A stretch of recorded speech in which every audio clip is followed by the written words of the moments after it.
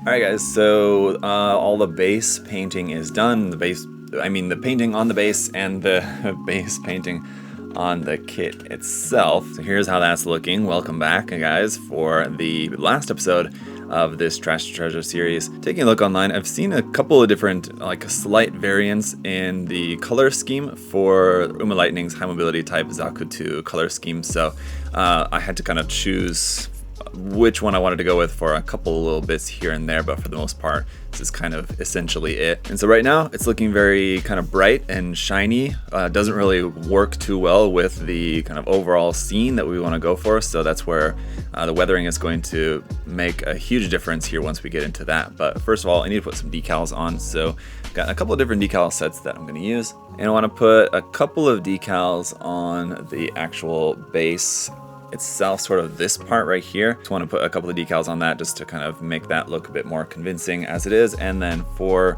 the Zaku, got some other different kind of Zaku ones. I think this is from like real type Zaku and a different one. I'm not exactly sure what this one is. I think it's from like this is a Char Zaku 2, I think, for this one. So just gonna grab a few of these different decals here. I'm not gonna make it like Ver.1.0 level, like loads and loads of decals, but we're just gonna add a few onto here and then add some gloss coat just to kind of lock those in, make sure the decals aren't gonna go anywhere, and then we can dirty it up with some weathering.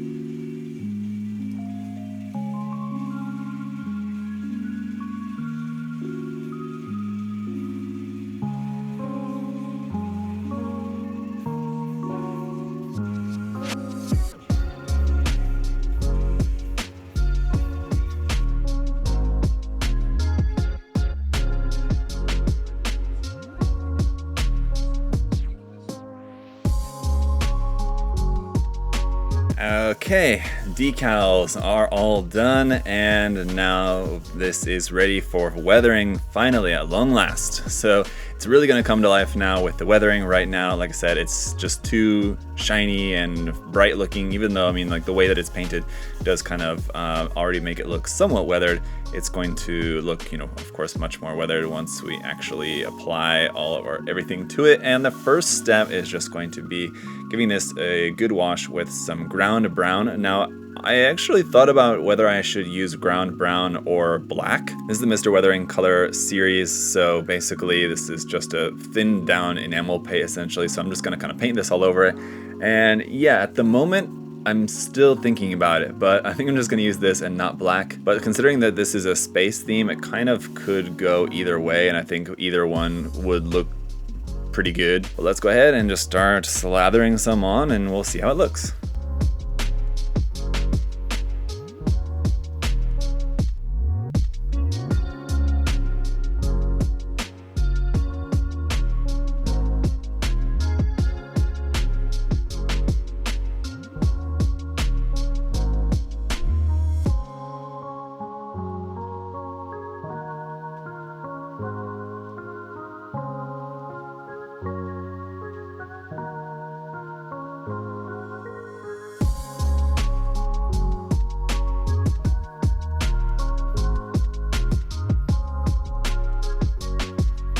Alright, so once that step is done, I was thinking about what step I want to do next as far as like other additional weathering steps, and I was thinking I was going to do more, but honestly, I'm not really sure where else to go with this next, and just in terms of the weathering, just because of the fact that, I guess normally you would go to like chipping and stuff like that, and I think I might do a little bit of chipping, but honestly, because it's a space mobile suit, and thinking about it realistically, I mean, it would have been in maybe a couple space battles, it might have got a little bit of chipping, but essentially it's destroyed through like the main points of damage. It's not like it's been out in the field, and it's not a ground mobile suit, so it wouldn't have a bunch of like mud or anything like that on it. So there's not too much weathering that realistically would happen to this, having really only been used in like a couple of space battles. So at this point, aside from maybe a little bit of chipping and maybe a little bit of some of this Tamiya Weathering Master, I'll use a little bit of the gunmetal, I think maybe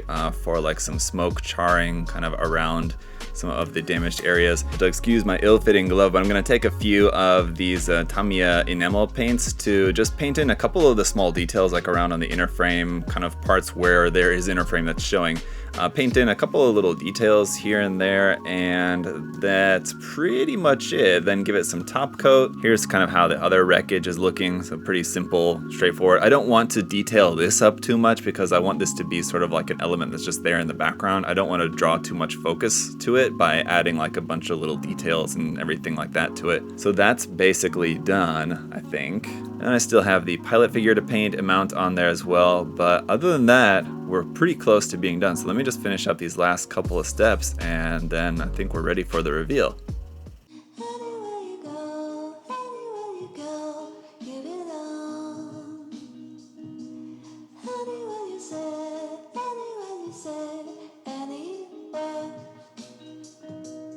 Alright, and so after finishing up those last couple of steps and getting everything all mounted up here on the base, here is the final result. And one thing that I want to talk about as we're taking a look at the finished result here, of course I'm interested to know what your guys' thoughts are. You can let me know down in the comment section below. How do you think it turned out? What did you think about the process of this series? But as you may have noticed, this project was pretty quick. From start to finish, it was really only about 2 weeks or so, and that was one of the things that I wanted to do with this, was to bust through it really quickly, about as quick as I could, just because this is a project that I had had in mind for a long time. And I think that one of the things that holds us back sometimes from doing the projects that we want to do is that we think it's going to take a long time. And at least for me anyway, and I mean, maybe some of you guys can relate to this, is that, you know, I have all these ideas in mind of different projects and things that I want to do, but I know, oh, that's going to take like 3 or 4 weeks, 5 weeks, that's going to take like 2 months to do, in between everything else, because I also have to do, you know, other different types of videos and reviews and things like that. And especially last week was the Shizuoka Hobby Show, which took a lot of time just to cover all of that. And so between other things, I kind of have a general idea of how long projects are going to take, but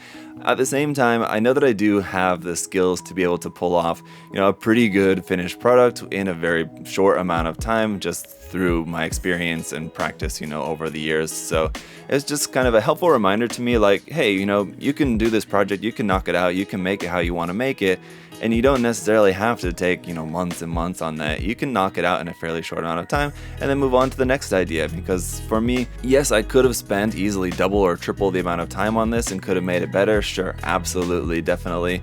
And I'm not knocking one particular way of building over the other. I'm not saying, you know, you shouldn't spend too much time on a project, but I'm also not saying that it's a bad thing to spend a lot of time on a project, because of course you can get some really awesome results. But sometimes I think it is a helpful reminder to ourselves as modelers that, you know, sometimes you just want to do something fun and simple, and that's why you work on practicing the techniques and explore different techniques and things that are available to you in order to create works that are, you know, impressive, and also just things that you're happy with. You know, as a modeler, it really comes down to the fact that you're making something that you want to make, right? And something that's going to be, you know, cool in your eyes, or whatever the case might be, an impressive looking model kit in your eyes. And if you're able to do that, you know, whatever that means to you, then I think you're doing a good job in enjoying the hobby in the quote unquote proper way, is when you're having fun with it. And for me, this was just a fun project, and I'm just glad that I was finally able to do it. And now, instead of having this old junky Master Grade 1.0 Zaku kit in a bag, in a drawer, in a box or something, just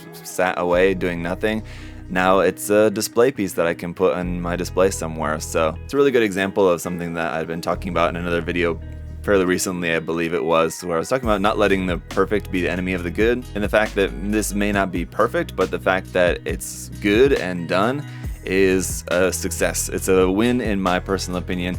So I'm very happy with this. I hope you guys enjoyed this short Trash to Treasure series.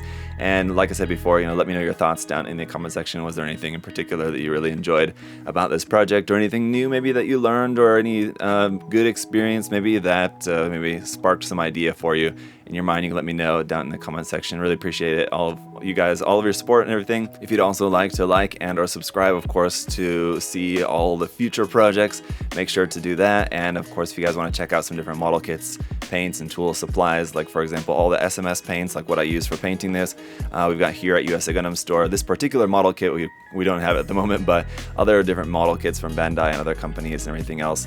So all kinds of stuff there that you can find here at the website, USA Gundam Store. That'll be down in the video description below, so check that out. And like I said, guys, thanks all so much for your support. I'll be starting a new custom project very soon, so stay tuned for that. Until next time, guys, have a great day. See y'all later. Bye.